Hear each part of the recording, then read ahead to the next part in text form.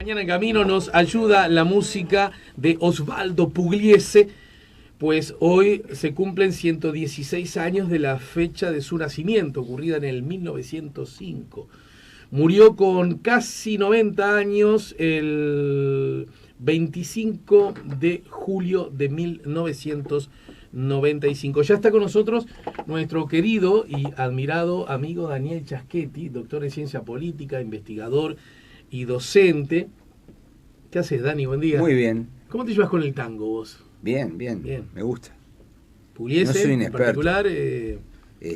No, me gusta Troilo, me gusta Gardel.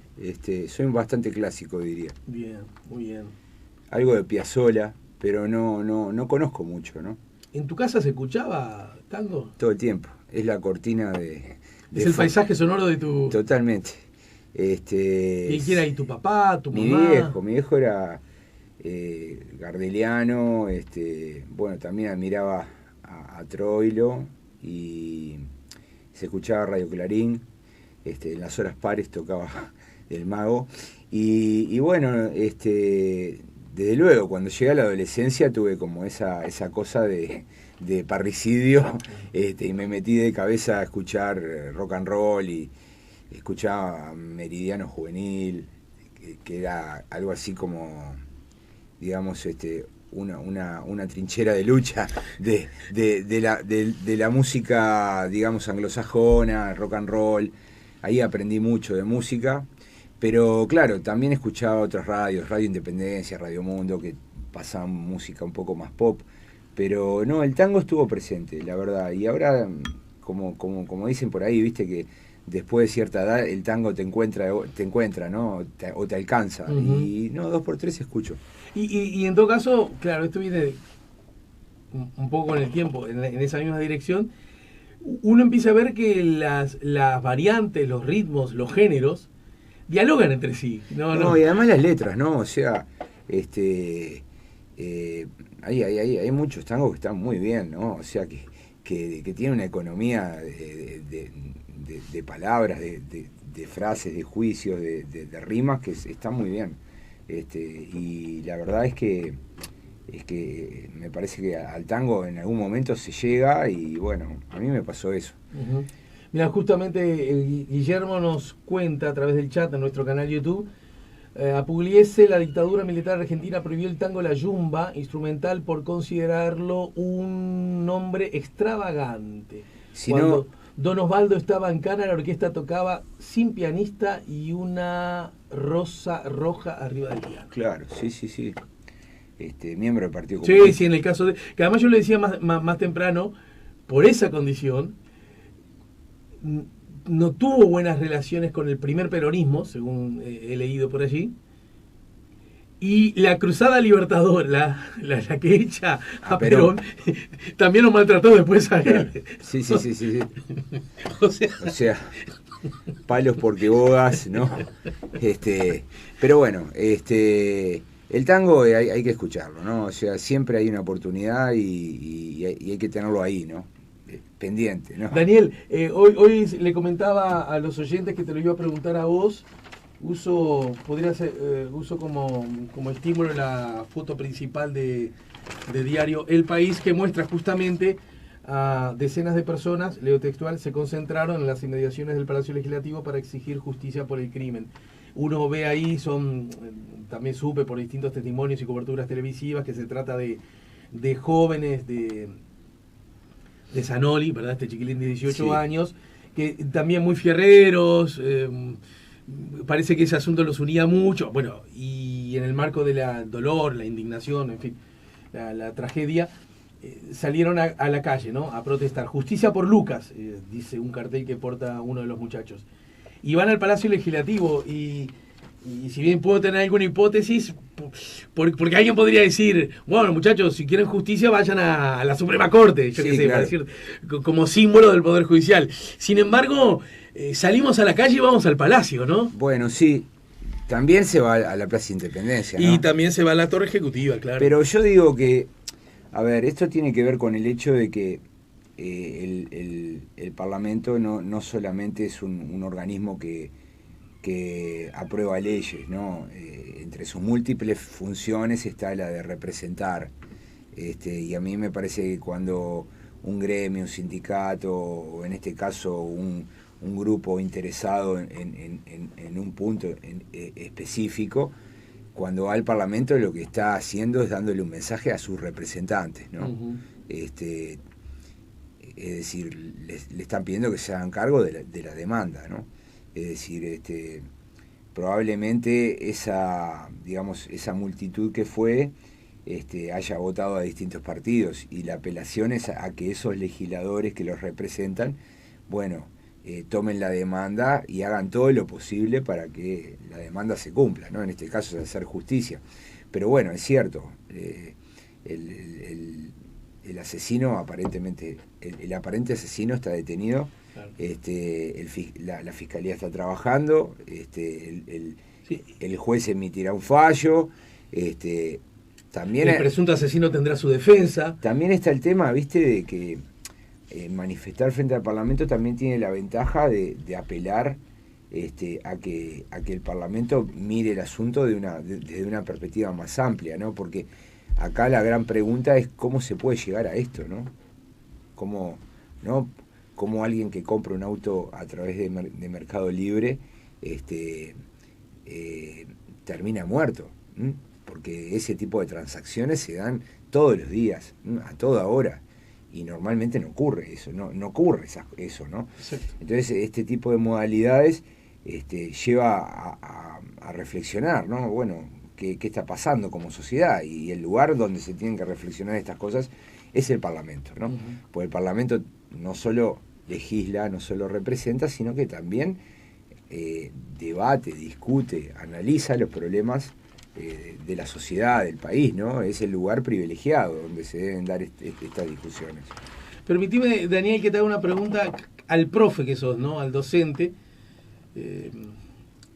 para que nos ayude con alguna herramienta de la ciencia política a encontrar una explicación a esta lectura política, sí, de los hechos. Pereira quiere que la calle Pou no fomente la grieta, Pasada le pide sensibilidad y Sibila que abandone su modelo para ricos. Este es un artículo escrito por Santo Pietro para Búsqueda en el día de hoy. Los tres candidatos a la presidencia del Frente Amplio rechazan calificar a Venezuela como una dictadura y prometen que, en caso de ganar el domingo, no se postularán a cargos electivos en las elecciones del 2024. Y el título de portada a propósito de esta nota es justamente el tema Venezuela. Los tres candidatos critican algunos aspectos de la situación actual en Venezuela, pero no creen que sea una dictadura.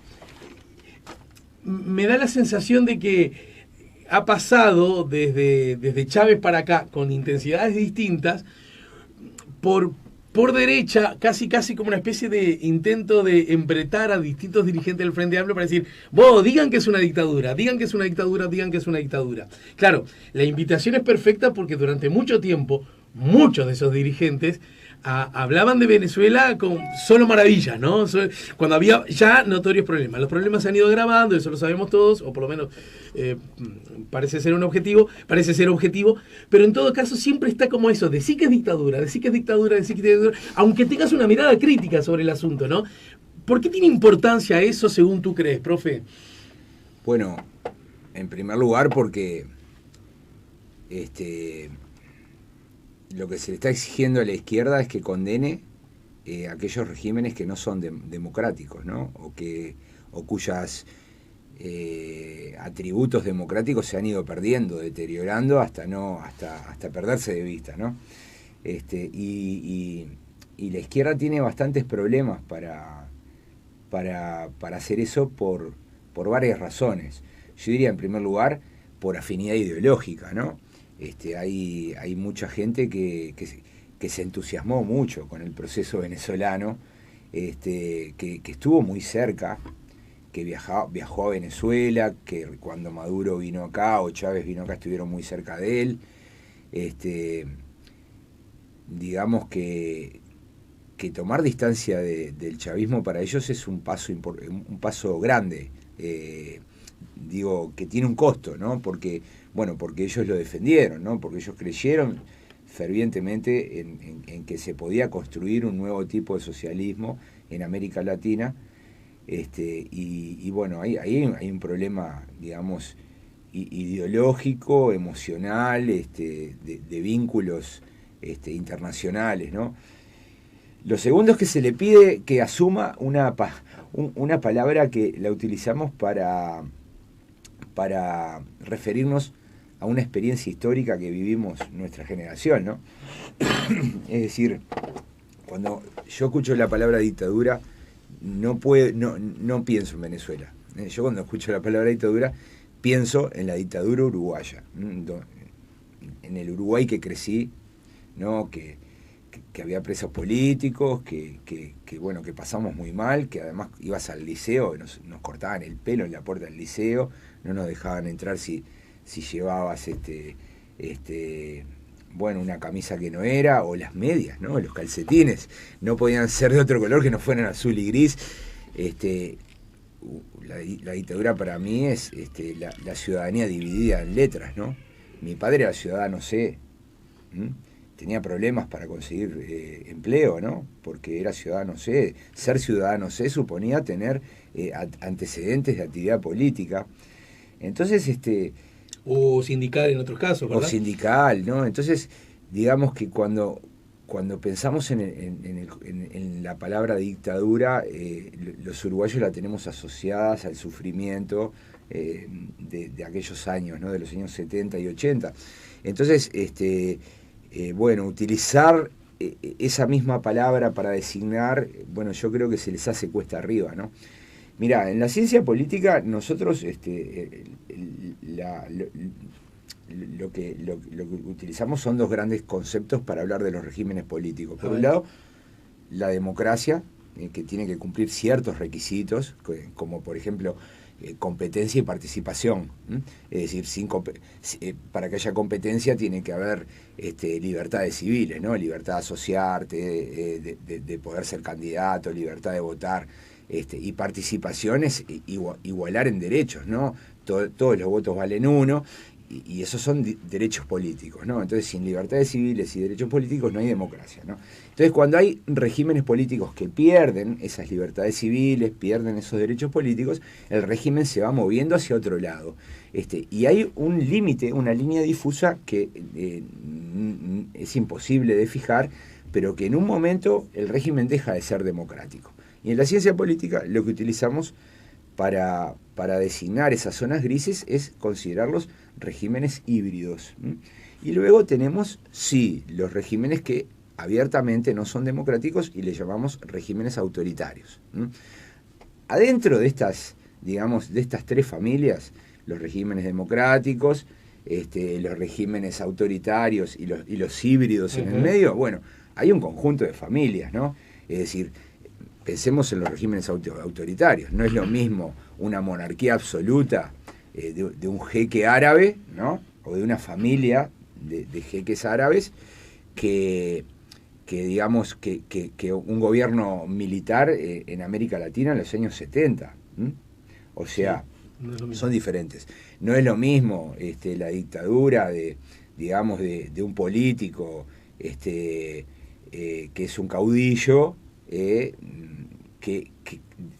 que un régimen fascista como el de Mussolini, ¿no? Entonces, como que hay distintas agrupaciones y distintas categorías. Sí. Yo me acuerdo del libro de Samuel Huntington. Yo creo que Rafael Piñero, una vez lo escuché acá en esta columna, hablar del libro, un libro del año 68 que se llama El orden en las sociedades en cambio, donde, Huntington se toma el trabajo, ¿no?, de clasificar, ¿no?, y de crear categorías para poder entender cómo funcionan. Por tanto, yo diría que en mis clases yo no pongo sobre la mesa la discusión si Venezuela es o no una dictadura, ¿no? En realidad reflexionamos desde la perspectiva de la democracia, qué es una democracia y qué no es una democracia, y qué no es una democracia, y mirando variables y teniendo una definición precisa, llegamos a la conclusión de que no es un régimen democrático y que es, por tanto, un régimen autoritario. Ajá. Como lo es Cuba y como ahora se ha incorporado a esa familia después de estar en una zona de hibridez, Nicaragua, ¿no? Claro. A propósito de esta y fíjate, última elección. Y en Venezuela, a ver, el gobierno no se pone en juego. No hay elecciones donde el Poder Ejecutivo pueda perderlo el gobierno, ¿no? Las elecciones son... Pero alguien te puede decir, no lo pierde porque la gente sigue votando por los gobernantes. No lo pierde porque hace lo que quiera, mueve las fechas, persigue a los opositores. Ayer leí una noticia donde Maduro anuló una elección y la mandó a hacer de vuelta, ¿no? Es decir, las reglas no es como en Uruguay, ¿no? Como en cualquier democracia donde las reglas están escritas y se cumplen, estamos todos de acuerdo en cumplirlas. No, bueno, en estos regímenes las reglas funcionan, digamos, discrecionalmente, y el poder del gobernante de turno es muy grande. Entonces, bueno, yo me imagino que para la izquierda es bastante complicado, para la izquierda política. Yo creo que ellos parten de la base que decir que no es una democracia tiene un costo, ¿no? Bueno, porque ellos están haciendo política con militantes, son como pequeñas burbujas. Digamos, de cara a la elección, claro, de ahora. Entonces, como sabemos, ¿no? Es decir, los electorados de los partidos políticos pueden pensarse en círculos concéntricos, ¿no? Es decir, el círculo, digamos, más estrecho es el de los afiliados, ¿no? Luego están los simpatizantes, y luego están los votantes ocasionales, ¿no? Que sintonizan con el programa y con el candidato. Lo cierto es que esta elección interna del Frente Amplio es una elección entre afiliados y simpatizantes, ¿no? Y con la promesa de que los simpatizantes vayan al comité de base y se afilien el mismo día. Entonces, lo que sabemos es que cuanto más cerca estamos del centro, más ideologizados son los participantes, perfecto, ¿no? Entonces, cuando estás haciendo campaña para juntar esos votos, salir a decir Cuba es una dictadura es un suicidio, yo creo. Pero ahí va ese me parece un dato muy lindo para analizar, para conocernos más, ¿no? Porque además estamos hablando del partido más grande del Uruguay, y además que acaba de gobernar la República durante 3 periodos consecutivos. Es admisible sin más la idea de que ese, llamémosle, núcleo duro militante tiene, digamos, miradas condescendientes para regímenes autoritarios porque estos lucen de izquierda. Justamente esos militantes que probablemente la palabra dictadura, a la que lo diste vos, a ellos, a su historia, a su familia, a sus contextos, le golpeó seguramente como a nadie de los ciudadanos de la tierra. No luce, de la tierra oriental, quiero decirlo, no luce, si eso fuera bueno, si eso fuera cierto, como algo contradictorio. Y por otro lado, pero esto como el alumno molesto, te advertí que ibas a ser el profe, yo no estoy tan seguro que la gente que vota el Frente Amplio no tiene una mirada crítica para con Ortega, para con cosas de Cuba, y ni hablar para con cosas de Maduro. A mí me parece que... Bueno, pero pará, una cosa es la gente que vota el Frente Amplio. El Frente Amplio es un partido que en 3 elecciones consecutivas superó el 1.000.000 de votos. Sí, está bien. En la última estuvo cerca, estuvo en 950 y pico de 1.000 votos. Entonces, en ese bolsón, digamos, la mayoría del público ni siquiera es de izquierda, ¿no? Es de centro. Pero estamos hablando de esto de la elección interna del Frente Amplio, que es la elección de sus autoridades, del presidente del Frente Amplio, del presidente de las departamentales y de sus mesas y de sus plenarios nacionales y departamentales.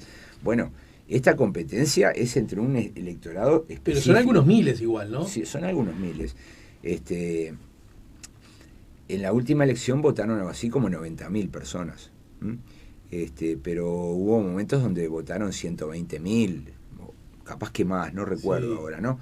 Es decir, que tampoco es el público que elige a los congresistas, ¿no? Que ese es el público más diminuto, que llega a ser algo así como unos 8.000 militantes, ¿no? A lo largo de todo el país, reunidos en comité de base, son los que eligen a los congresistas. Eso está estudiado, ¿no?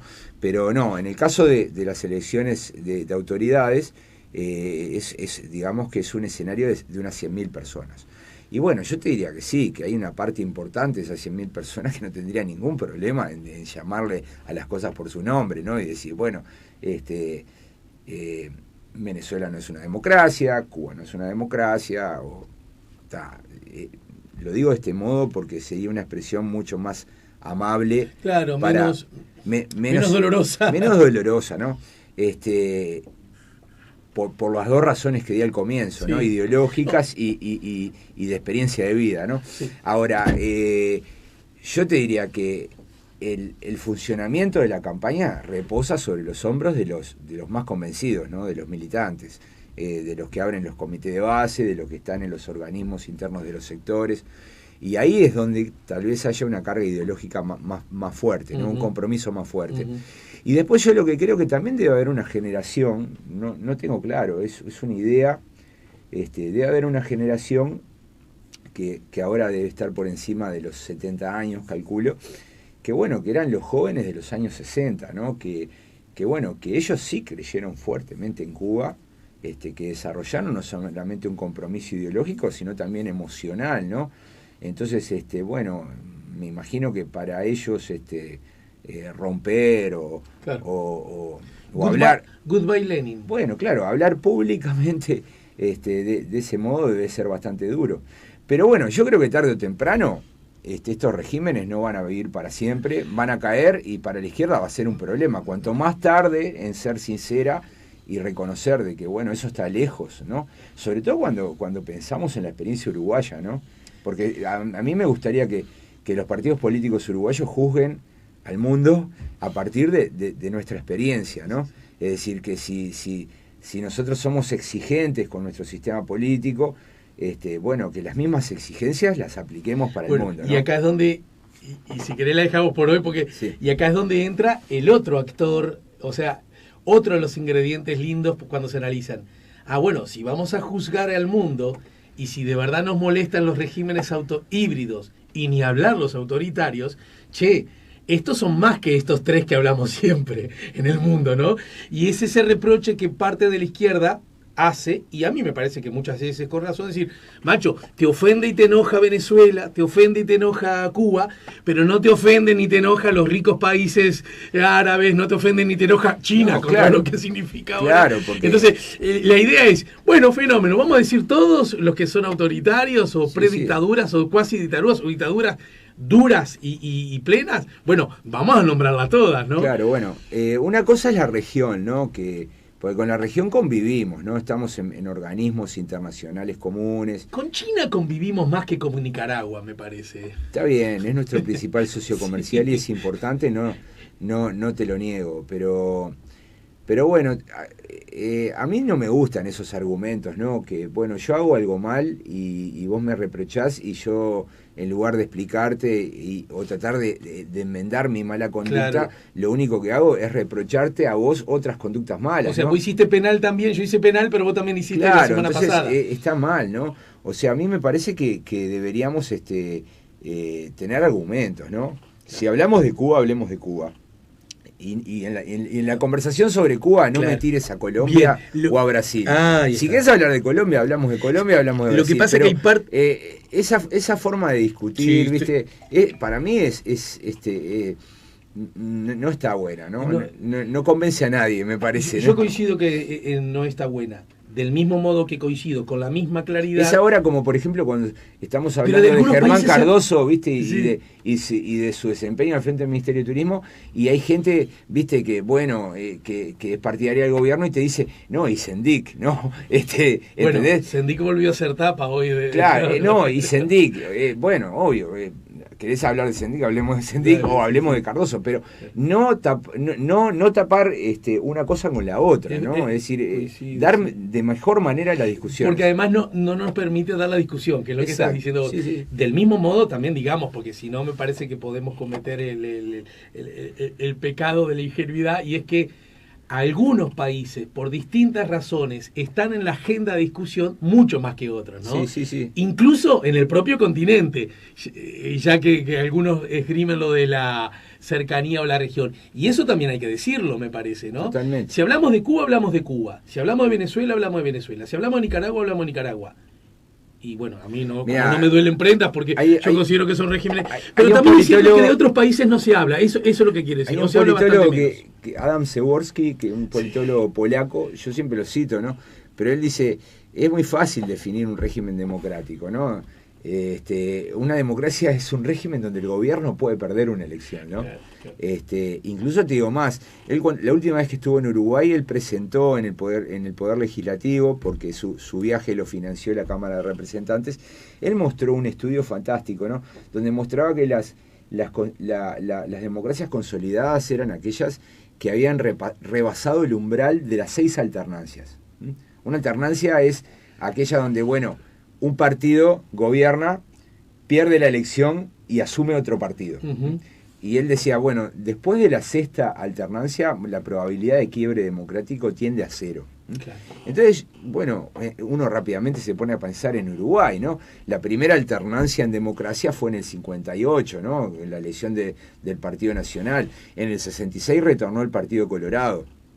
Después hay que moverse hasta el 89 para encontrar la tercera alternancia, cuando ganó el Partido Nacional de vuelta. Y en el medio una dictadura, ¿no? Bueno, pero eso no es una alternancia, es un golpe de Estado. No, lo opuesto a la alternancia democrática es el golpe de Estado. No, pero justamente si la alternancia es la vacuna que te impide que venga el autoritarismo, ahí no estaba lo suficientemente desarrollada a tal punto que vino el golpe de Estado. Claro, pero en el 94 volvieron de vuelta los colorados, ahí tenemos la quinta, ¿no?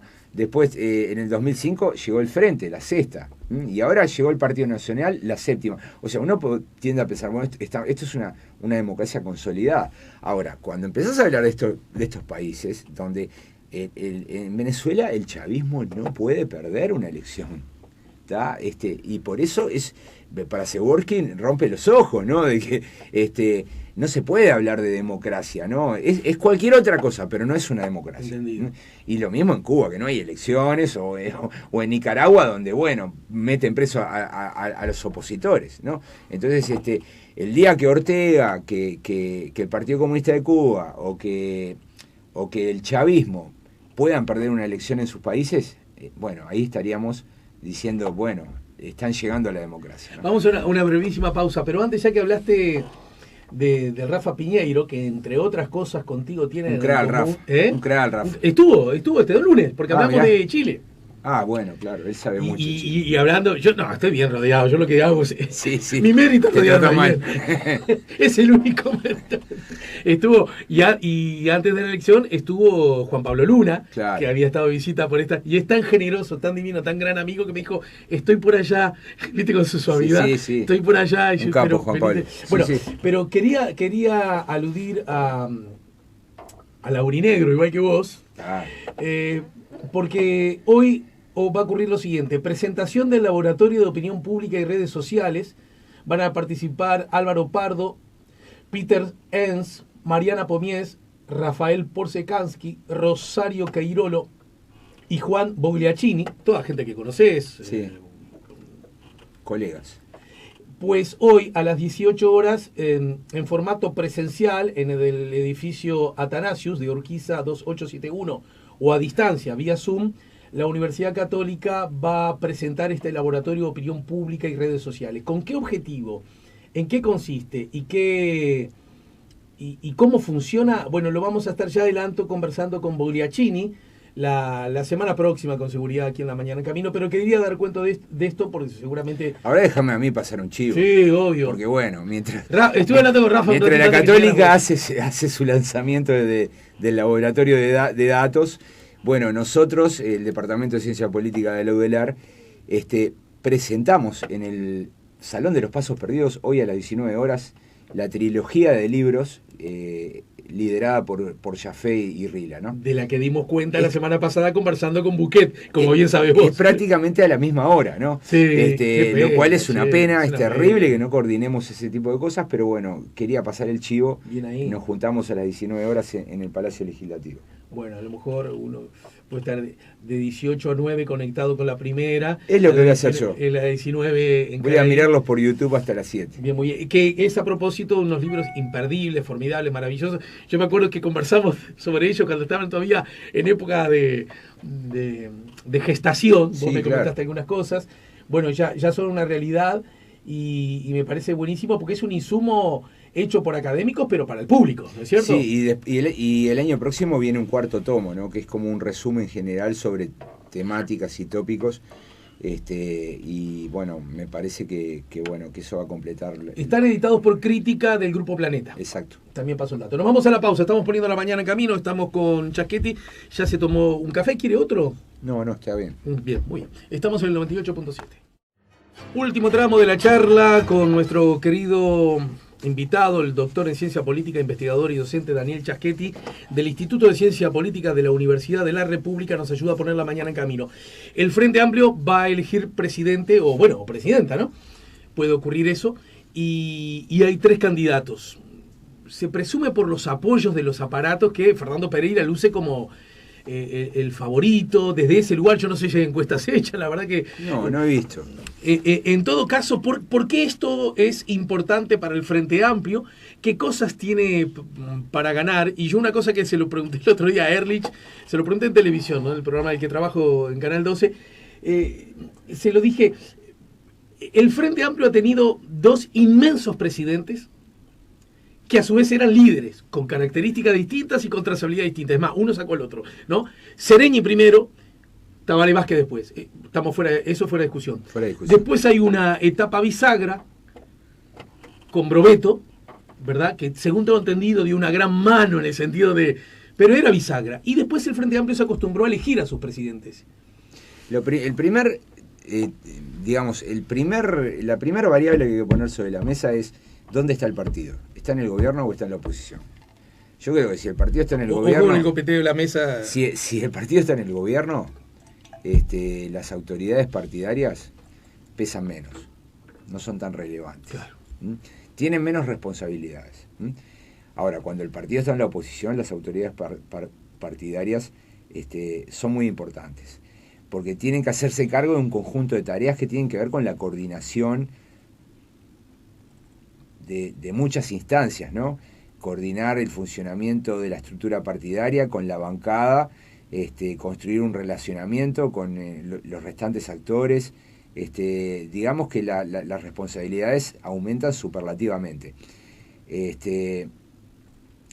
Yo creo que que los liderazgos de Sereñi y de Vázquez respondieron a los momentos en que el partido estaba en la oposición, ¿no?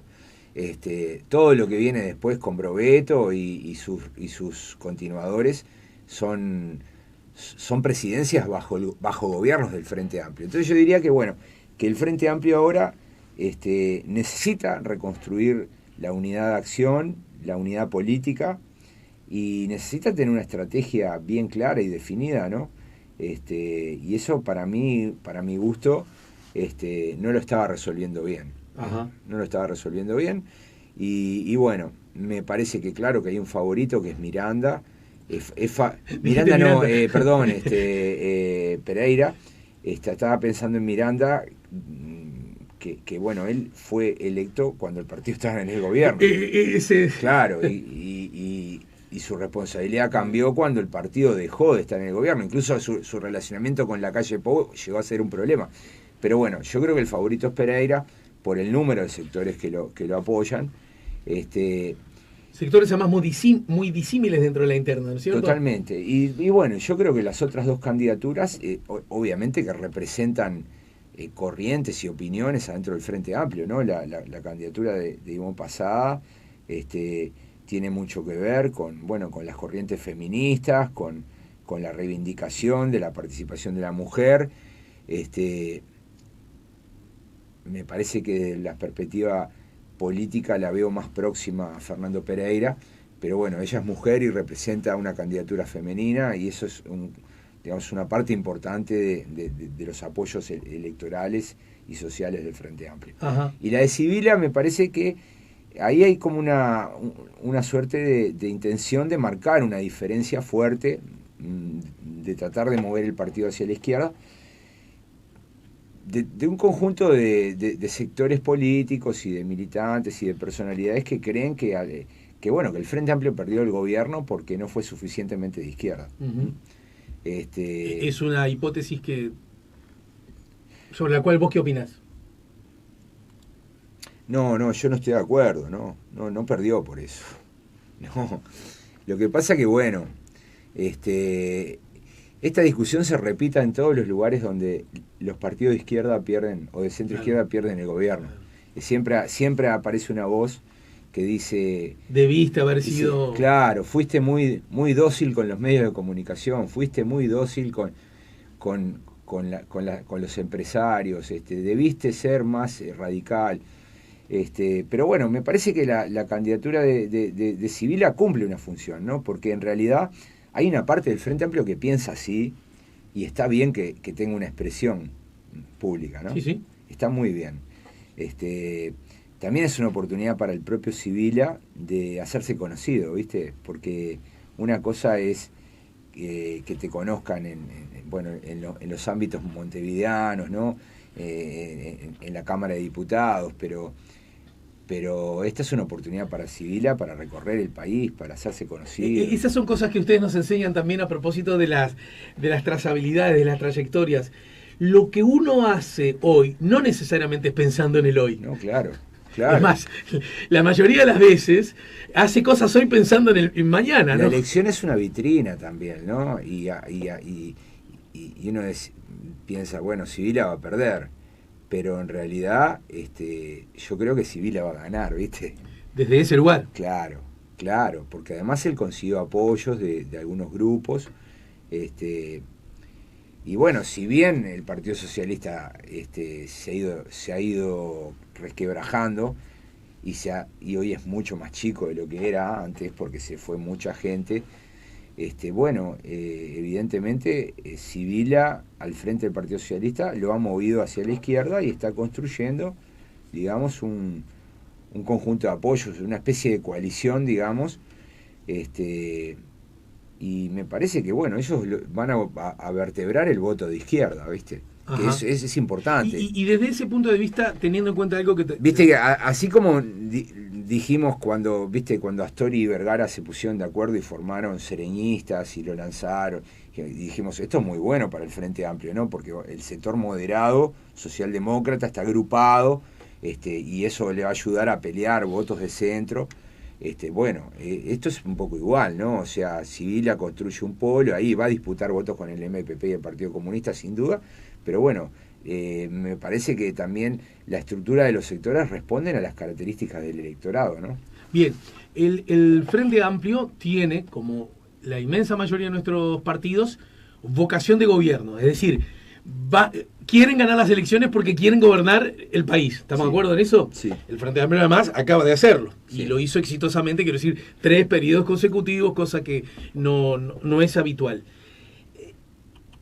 ¿En qué medida, si ese sigue siendo el objetivo, juega un rol importante, por decirlo así, quien va a ser el nuevo presidente del Frente Amplio? Lo grosero y lo simplifico mal, o que Carolina, que es una precandidata, o Yamandú, que es un precandidato, o Mario Vergara, que es un precandidato, o el Boca Andrade, es decir, ¿cómo interactúan, cómo generan vasos comunicantes para ese objetivo? Uno nunca sabe cómo se van a dar las cosas.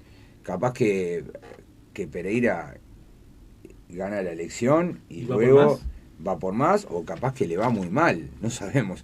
Lo cierto es que la presidencia del Frente Amplio tiene unas responsabilidades muy grandes, porque es una estructura compleja, vuelvo a repetir, yo creo que es más compleja que el PIT-CNT.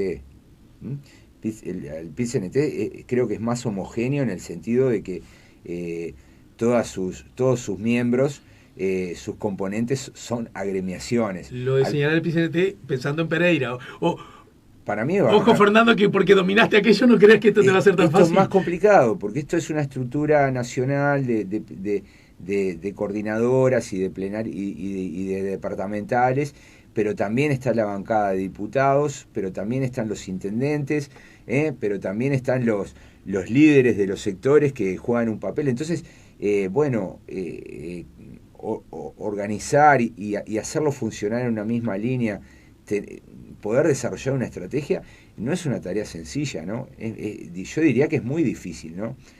Va a tener que trabajar mucho. Entonces no sabemos cómo le va a ir y si él va a poder transformarse en en un precandidato. La verdad que es muy difícil, nadie tiene la bola de cristal. Viste que se Lo cierto es que, mirá, la presidencia del Frente Amplio, cuando el partido está en la oposición, es una vitrina también, ¿no? Eso podríamos decirlo, aplica para todos los partidos en general, ¿no?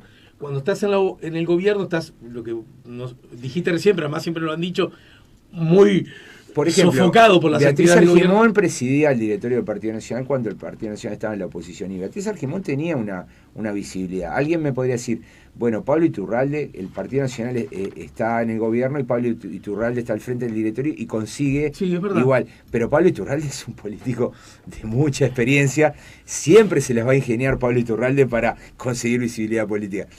No es fácil, ¿no? No es simple. Yo diría que para Fernando Pereira puede ser una oportunidad, hay que ver qué es lo que él quiere, ¿no? Porque viste que hay políticos que tienen una, sin confesarlo, tienen un motorcito adentro, una ambición que los mueve a más, ¿no? Y hay que ver qué es lo que él quiere. Lo cierto es que, bueno, va a tener que lidiar con todo eso, con muchas estructuras que están acostumbradas a funcionar con mucha autonomía, con mucha descentralización, y orientarlos todos en una misma dirección, bueno, a veces no es tan simple, ¿no? Bien. En todo caso, las elecciones van a ocurrir este fin de semana, de acuerdo a quién sea el candidato, bueno, habrá que ver, porque el año que viene el gobierno define el 2022 como el año clave para la educación de la pelea, esto con relación a la educación, y uno advierte, hay una entrevista justamente a Marcelo Abdala, digo justamente porque es quien ahora ocupa la presidencia del Frente Amplio. El 2022 será un año defensivo, el 2023 será un año ofensivo, ¿verdad? Como sí. Que las estrategias empiezan a diagramar. Yo creo que todo ¿no? está condicionado para mí en el resultado del referéndum. Porque el resultado, si el gobierno gana el referéndum, el gobierno tiene unos argumentos. O sea, una especie de es como ruta despejada, ¿no? Claro, es un voto de confianza, ¿no? En la mitad del periodo. Es como que la gente le vuelve a decir... ¿Es ganar o perder? Ya sé que sobre esto va a haber mucho tiempo para hablar. O también las distancias, porque una cosa es si perdés por uno y otra cosa es si perdés por 8.000, ¿no? Para el gobierno es ganar o perder, es una variable dicotómica, ¿no? Porque también tiene una carga simbólica importante, ¿no? Y algunas de las cosas que la LUC prevé tienen que ser revertidas. Por ejemplo, yo te pregunto, no leí el reportaje de Robert Silva todavía, ¿no? Que dice que en el 2022, ¿no? Uh-huh. Pero, ¿qué pasa si los 30 y pico, creo que son 30 y pico de artículos de los 135, uh-huh. 30 y pico más? Sí, vinculados a educación, decís tú. Se derogan. Él puede ir a dar la batalla para que sea el año decisivo contra los sindicatos en el medio de esa situación en la cual le bajaron toda la reforma educativa que iba adentro de la LUC. No es lo mismo. No es lo mismo. Yo creo que todo está condicionado y que el gobierno sabe eso y por eso el gobierno está trabajando y está trabajando muy bien en esa línea, ¿no? Y la estrategia del gobierno es un plebiscito sobre la gestión de la calle Pou. Dijiste... ¿Está? Esa es un poco la idea. El gobierno no va a hablar de algunos aspectos de la ley, pero básicamente lo que el gobierno quiere es que la gente diga sí o no la calle Pou. Lo que dijo Ruggeri, este tipo es un crack. Claro, sí. Y bueno, y si vos ves la actividad del presidente, él traía un promedio de 8 salidas al territorio, ¿no? Salidas al territorio, nos referimos cuando el presidente va a algún lugar del país, puede ser en el interior, Montevideo, a un seminario, una inauguración de una obra, un aniversario, cuando sale al público, ¿no? Se expone, y ahí están los medios, está la gente. La calle traía un promedio de entre 7 y 9 salidas al territorio por mes. En noviembre tuvo 22. Es decir, es un presidente que está saliendo, claro. Está utilizando. Claro, vos me decís, ¿cómo se vincula esto con la LUC? Bueno, en realidad es crear un clima, ¿no? Él cuando puede habla de la LUC, y y es reforzar el trabajo que vienen haciendo los partidos, porque vos mirás los fines de semana y el Partido Nacional y el Partido Colorado están haciendo actos todo el tiempo, ¿no? Para defender la LUC. Entonces, me parece que lo está haciendo bien el gobierno, que tiene una consigna interesante, esta de la libertad, y bueno, me parece que si ellos ganan el referéndum, bueno, yo creo que el 2022 va a ser un año importante, no solamente para el tema de la educación, sino también para la seguridad social, ley de medios, o sea, hay una agenda. Ahora, si pierden el referéndum, bueno, no es lo mismo, no va a ser lo mismo. No va a ser tan simple avanzar en la reforma educativa, no va a ser tan simple intentar reformar la seguridad social, y además porque también adentro de no es un partido homogéneo la coalición, ¿no? Ahí empiezan a ver, bueno, perdimos, ¿y qué pasa, no?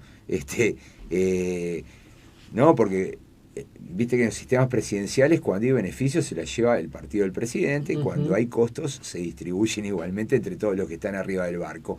Entonces, bueno, por eso te digo, para mí va a ser el evento más importante del periodo de gobierno. No va a ser la aprobación de la LUC, sino que va a ser el referéndum sobre la LUC. Que no es lo mismo, claro. Bueno, gracias, Chaschetti. La seguimos más temprano que tarde. No, claro. ¿Sí? No sé si te diste cuenta que ya estamos en el último mes del año. Exactamente. Te lo tiro así.